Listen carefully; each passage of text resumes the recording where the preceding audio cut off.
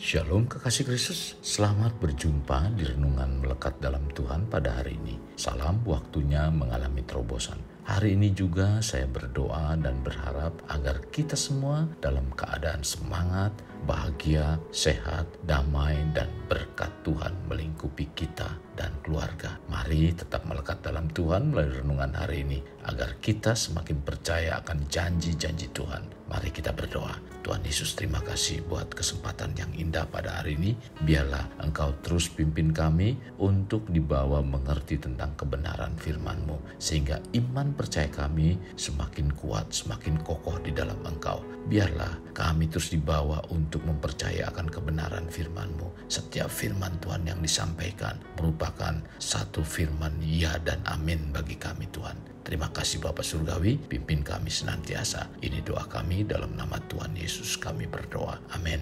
Melekat dalam Tuhan bertema percaya kita telah menerima. Firman Tuhan terdapat dalam kitab Markus pasal yang 11 ayat 24. Demikian firman Tuhan.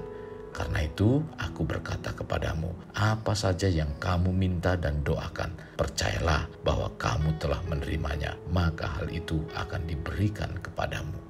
Untuk mempercaya dari sesuatu yang kita belum lihat atau terima, sesuatu yang sulit diterima dengan logika. Ini memang sulit, tetapi sebagai orang beriman, kita harus dapat masuk dalam proses seperti ini, di mana percaya dengan apa yang dijanjikan, maka menerima.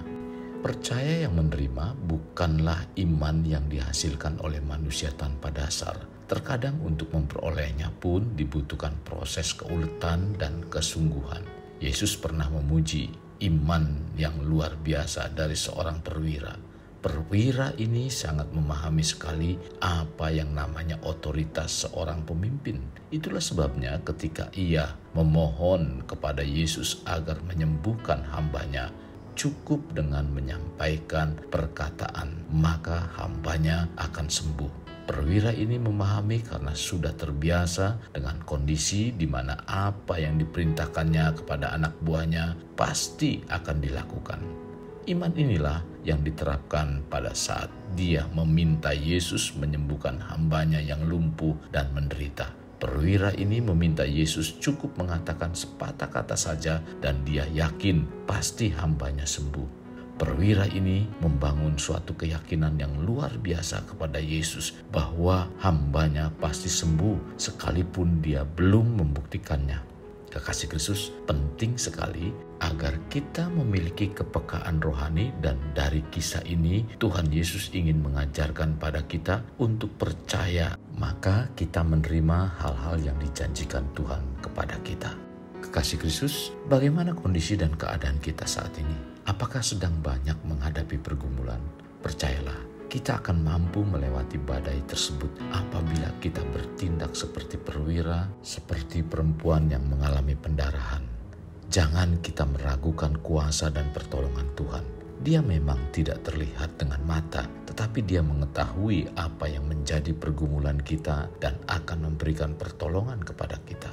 Allah itu bagi kita tempat perlindungan dan kekuatan sebagai penolong dalam kesesakan sangat terbukti, tercatat dalam Mazmur 46 ayat 2. Sekarang konsep berpikir kita dalam hubungan dengan Tuhan harus kita berubah, yaitu walaupun saya tidak melihat dan merasakan, saya tetap percaya apa yang Tuhan katakan. Jika sikap percaya seperti ini, maka apa yang kita percayai sebelum merasakan atau melihatnya, kita akan melihat mujizat. Dengan percaya terlebih dahulu sebelum melihat bukti yang dipercayai, itu disebut iman. Maka dengan sikap percaya seperti ini, kita telah menerima mujizat sekalipun belum menjadi suatu kenyataan. Konsep seperti ini dimiliki oleh perempuan yang sakit pendarahan itu. Ia memiliki sikap percaya, yaitu asal ku jamah ujung jubahnya saja aku sembuh.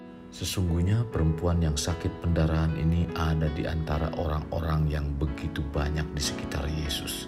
Dan orang-orang yang ada pada waktu itu pun banyak yang menjamah jubah Yesus. Tetapi yang lain tidak ada mengalami mujizat yang terjadi pada diri mereka. Mengapa?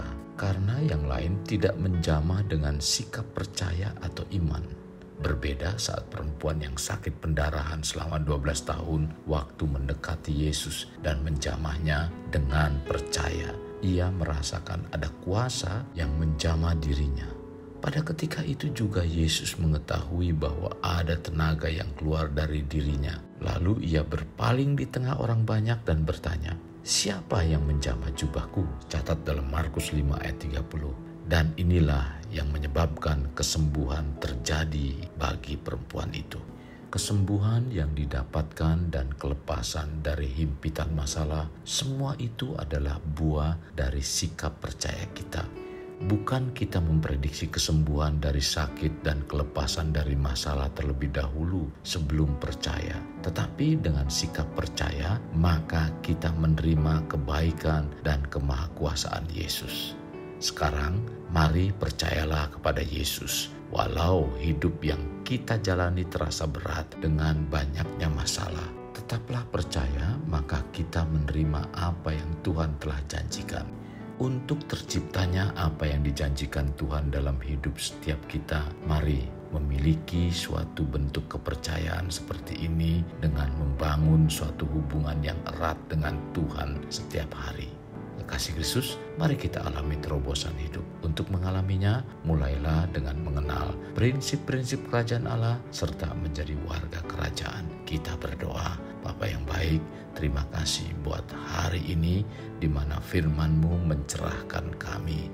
Tuhan, kami dibawa untuk memahami akan firman-Mu. Biarlah kami percaya terlebih dahulu di dalam kebenaran firman-Mu Tuhan. Maka kami pasti menerima janji-janji-Mu Tuhan. Itulah yang kami inginkan, bahwa kami bukan lagi menjadi orang-orang yang tahu akan firman, tetapi kami adalah orang-orang yang berpengalaman, karena kami percaya Tuhan yang kami sembah adalah Tuhan yang hidup, Tuhan yang menghidupi setiap kehidupan kami. Dan biarlah kami Tuhan mempercayai bahwa Tuhan yang Maha Kuasa, maka kami juga mengalami kuasa-Mu yang ajaib itu. Tuhan yang dahsyat, maka kami juga mengalami kedahsyatan-Mu Tuhan. Terima kasih Tuhan Yesus. Sekali lagi, pimpin dan bawa rohani kami semakin kuat di dalam Engkau. Dalam nama Tuhan Yesus, kami berdoa. Amin. Kasih Kristus, mari kita kedahkan tangan kita untuk mengakhiri renungan pada hari ini. Terimalah anugerah berkat dari Allah Bapa, kasih sayang daripada Yesus Kristus, dan persekutuan dengan Roh Kudus yang mencurahkan berkat secara rohani, berkat secara jasmani, dan berkat secara ekonomi. Di mana berkat Abraham, berkat Ishak, berkat Yakub dicurahkan dan dilimpahkan dari saat sekarang sampai Maranatha tiba, dalam nama Tuhan Yesus. Amin. Sampai jumpa di renungan berikutnya. Tuhan Yesus memberkati. Jangan lupa like, share, dan subscribe.